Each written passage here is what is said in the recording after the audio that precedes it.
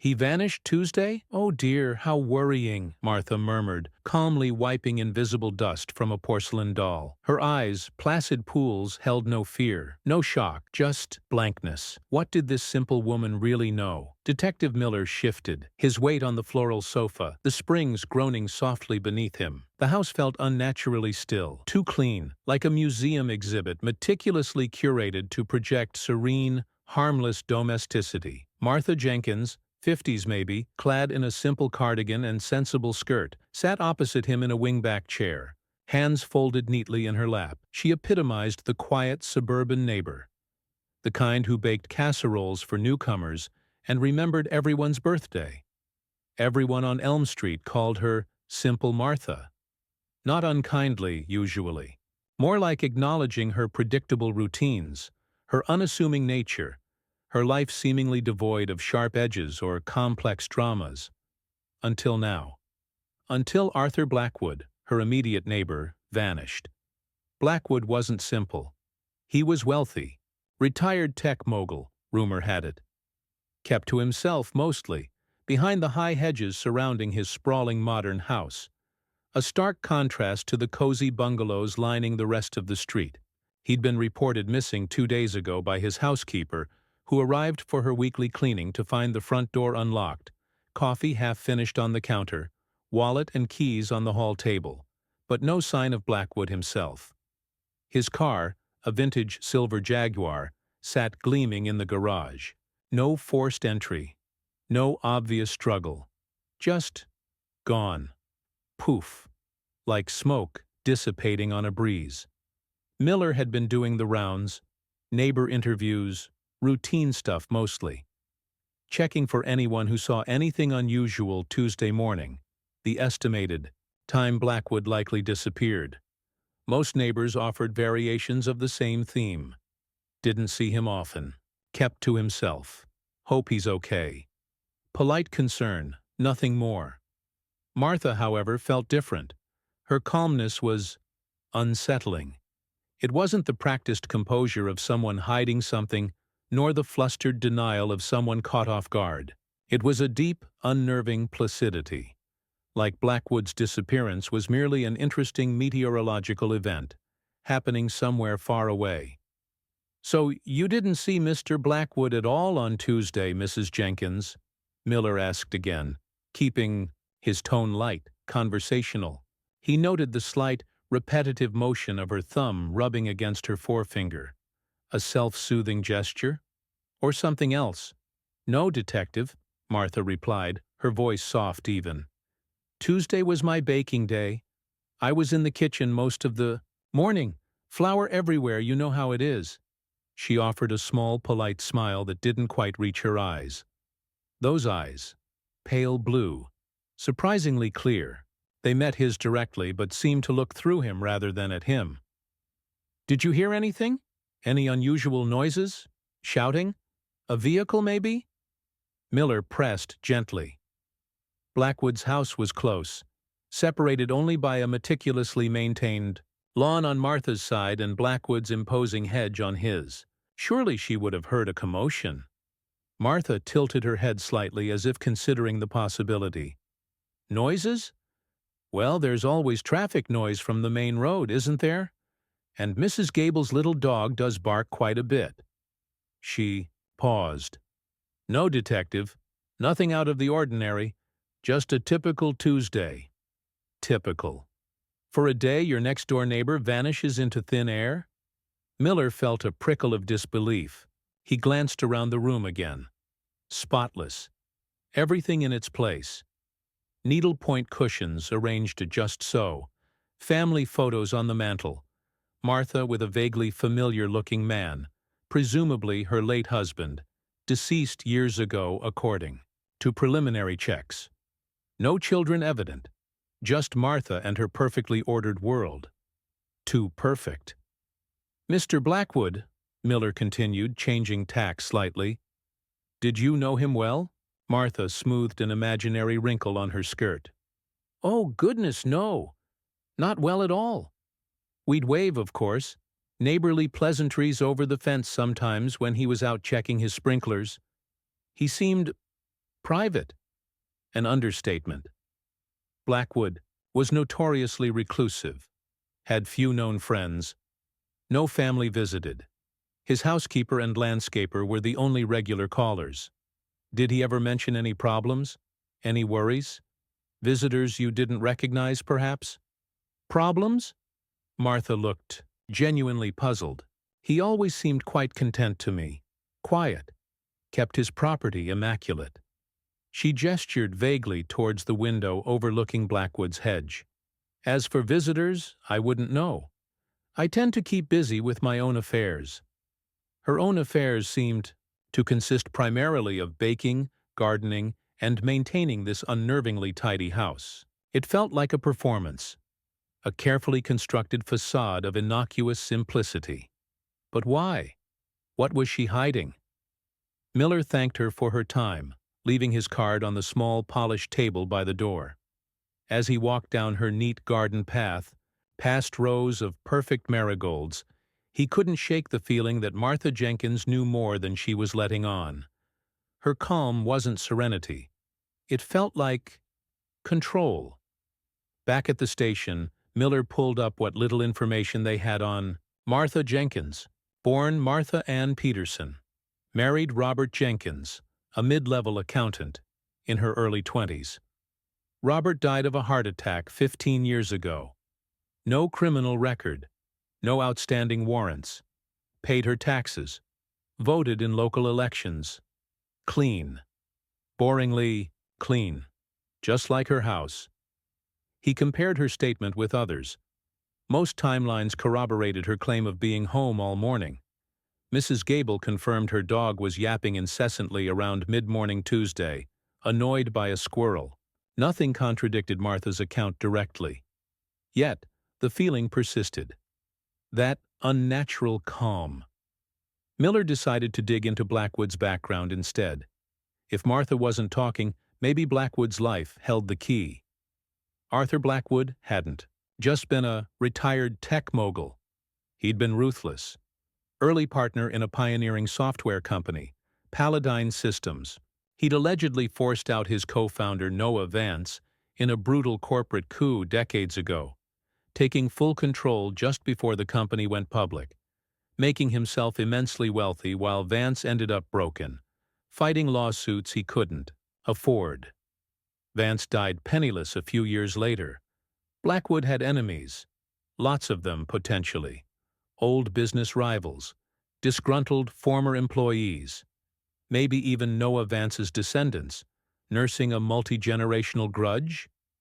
Miller assigned a junior, Detective Harris, to track down any living relatives of Noah Vance.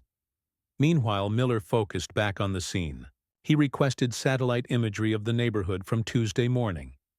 He had forensics go over Blackwood's house again, looking for anything missed, trace evidence, hidden compartments, anything.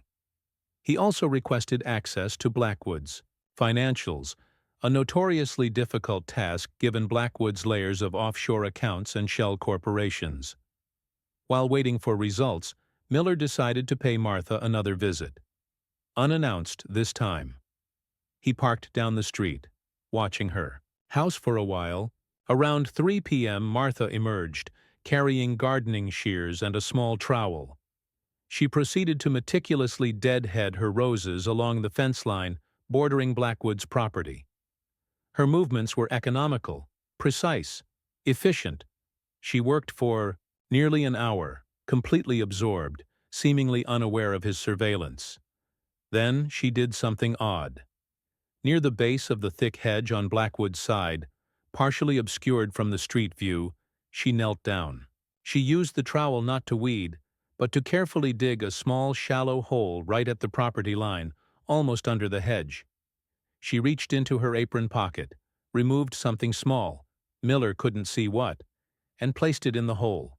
She then carefully replaced the soil, patting it down firmly, even scattering a few dead leaves over the spot to camouflage the disturbed earth. She stood up, wiped her hands on her apron, and went back to trimming roses as if nothing had happened. Miller's pulse quickened. What had she buried? Why hide it right there, on the edge of Blackwood's property? He waited until she went back, inside, then quietly approached the spot. Kneeling down, he carefully brushed away the leaves and loose soil. His fingers closed around something small, hard and metallic. He pulled it out. A cufflink. Heavy gold. Engraved with intricate initials. A.B. Arthur Blackwood's cufflink. Found buried, deliberately hidden, mere feet from where Martha Jenkins claimed she saw and heard nothing unusual on the day he vanished. This was it. The midpoint twist. Simple Martha wasn't just calm. She was actively concealing evidence. Why? Was she involved? Did she find it and panic? Or did she place it there herself? The investigation pivoted sharply. Martha Jenkins was no longer just a neighbor. She was a person of intense interest. Miller returned to Martha's house, this time with Detective Harris. He knocked firmly. Martha answered, her expression unchangingly pleasant. "Detective Miller? Back so soon?" "Mrs. Jenkins," Miller said, his voice harder now. "We need to ask you a few more questions. May we come in?" Martha hesitated for only a fraction of a second, her eyes flicking momentarily towards the rose bushes near the hedge. "Of course, Detective, please." Inside, Miller didn't sit down. He stood in the center of the immaculate living room, holding the cufflink in a small evidence bag. "We found this, Mrs. Jenkins, buried by the hedge near Mr. Blackwood's property. Line, can you explain how it got there?" He watched her closely. Her composure finally wavered. Just slightly. A tightening around her mouth. A barely perceptible widening of her pupils, but her voice remained steady. "A cufflink? Oh dear. Is it Arthur's? Perhaps it fell off when he was near the fence? I certainly didn't see it." "You were observed burying it less than an hour ago," Miller stated flatly. Martha's placid mask cracked further. A flush crept up her neck. "Observed? I was gardening. Perhaps I unearthed it accidentally and put it back? I don't recall." Her denial was weak, unconvincing. The simple woman facade was crumbling under direct pressure. "Why bury it, Martha?" Miller pressed. "Why not bring it straight to us if you found it?" Martha twisted her hands in her lap, her gaze dropping to the floor. I suppose I panicked," she whispered. "Finding something of his, with him missing. I didn't want to be involved." Miller didn't believe her. The deliberate way she dug the hole, concealed the spot, that wasn't panic. That was calculation. Harris spoke up then.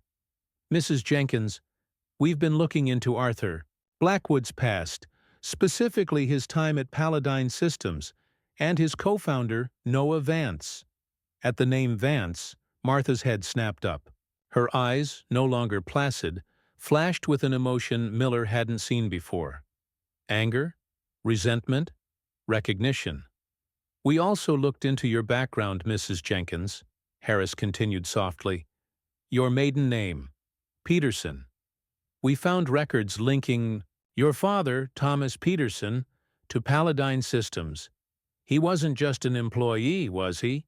He was Noah Vance's lead engineer, loyal to Vance even after Blackwood forced him out." Martha stared at Harris, her face pale now, stripped bare of its simple disguise. The air in the room crackled with unspoken history. "My father dedicated his life to Noah Vance's vision," Martha said, her voice low, trembling with suppressed intensity, the softness gone. "Blackwood stole everything. Their patents, their company, their future. He ruined Noah. He ruined my father, who died heartbroken and broke because Blackwood blacklisted him from the industry." Miller felt the pieces click into place. This wasn't about neighborly disputes. This was about decades of simmering resentment, a vendetta passed down through generations. "So what happened Tuesday, Martha?" Miller asked quietly. "Did Blackwood finally say the wrong thing? Did you confront him?" Martha looked from Miller to Harris, her expression hardening into something cold, resolved. "Arthur Blackwood was an arrogant monster," she stated, her voice devoid of its earlier tremor. He treated everyone like dirt beneath his expensive shoes, including me. Neighborly pleasantries? He sneered at my garden. Complained about my common little house spoiling his view. She took a deep breath. Tuesday morning, he was outside yelling at the landscapers about the hedge trimming. I went out to water my roses. He turned on me, said something vile about my late husband, about how someone like me didn't deserve to live on the same street as him. Her hands clenched in her lap. He threatened to buy my house, tear it down, said he had ways of dealing with pests. Miller waited. And? Martha said, lifting her chin, her pale blue eyes meeting Miller's with chilling calmness. I decided Elm Street would be a much more pleasant place without Arthur Blackwood. She didn't confess to murder directly. Didn't need to. Her admission hung in the air, heavy and undeniable. The hidden truth wasn't just that she knew more.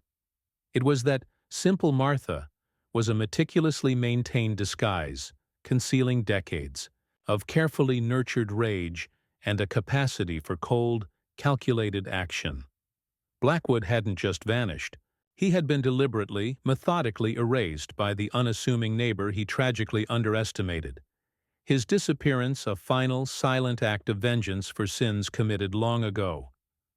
The perfectly tidy house suddenly felt like the lair of a patient, deadly predator.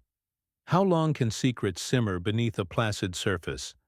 And what happens when the simple people we overlook finally decide they've had enough? Drop your theory in the comments, and subscribe for more stories where the truth is hidden in plain sight.